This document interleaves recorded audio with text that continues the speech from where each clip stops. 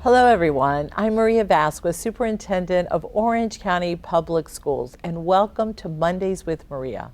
I have a new guest, Kelly Crumbaker, to introduce you to. She is the president of the Orange County Council of the Parent-Teacher Association, also known as the Orange County PTA. Welcome, Kelly. It's good to have you with us.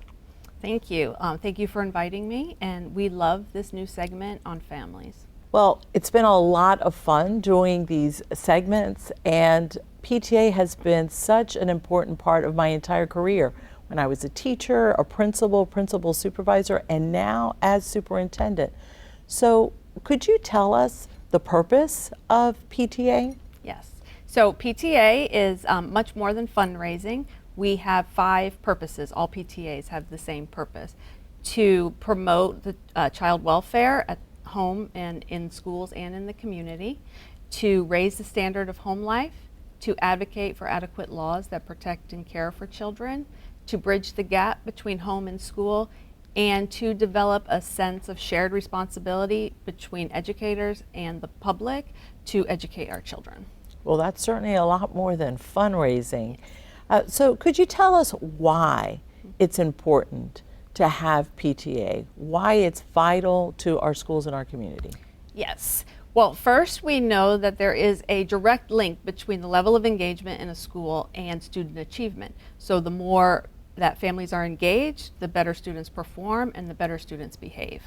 And then, more than that, our schools are the heart and soul of our community, and so we want them to be places that people want to be, especially children, because when they want to go to school, they're more likely to attend, they learn, they grow, they have access to lots of resources that help them thrive, and they can participate in activities that enrich their lives. And so when PTA is engaging families and communities, we're really providing opportunities for all of us to be involved in raising the next generation. So could you share with us some of the unique examples of the activities between the school and their PTA? Yes, I would love to. At our PTA at Southwood Elementary, they have a literacy night where they do a book swap, and that's really cool because that connects learning to fun and family. And then over at Lake Nona High School, they created a peer mentoring program, which is amazing, and that gives students ownership of their education. And then over at, I'll give you one more example, over at Ocoee High School, they arranged for a charter bus of students to go to Tallahassee to participate and learn about the legislative process, which really empowers them to use their voice to advocate for things that matter to them.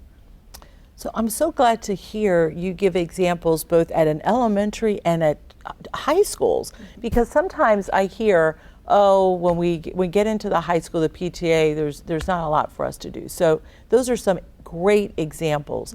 So if we have families out there that want to get involved, how do they go about doing that?